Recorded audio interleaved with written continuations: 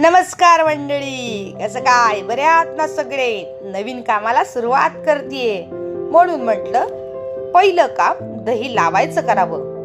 खूप दिवसापासून साचलेली माझी साय एका भांड्यामध्ये मोकळी केली. छानपैकी हलवून हलवून घेतली. त्यात दह्याचं विरजण लावलं. म्हणजे काय, पूर्ण सायला दही तयार होईल.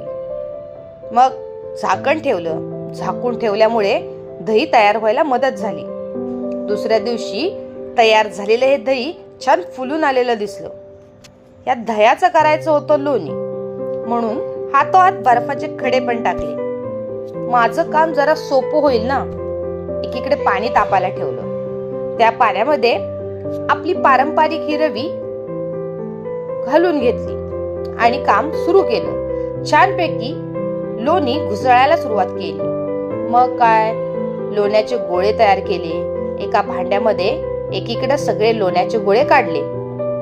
बराच वेळ लोण्याचे गोळे काढण्यात गेला. उरलेलं सर्व ताक हे परत एकदा रवीने घुसळलं आणि बाजूला केलं. मग लोण्याचे गोळे घेतले. ते स्वच्छ पाण्याने धुवून घेतले. एका भांड्यामध्ये हे लोण्याचे गोळे काढले. त्याचं वजन केलं. साधारण 1.5 किलो हे लोण्याचे गोळे निघाले.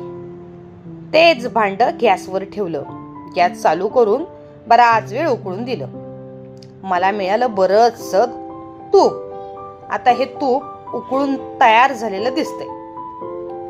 थोडंसं थंड झाल्यानंतर ना एका डब्यामध्ये सर्व तूप गाळून घेतलं. माझा तुपाचा डब्बा फुल झाला. कशी वाटली माझी व्हिडिओ? आवडल्यास लाईक आणि शेअर करायला विसरू नका.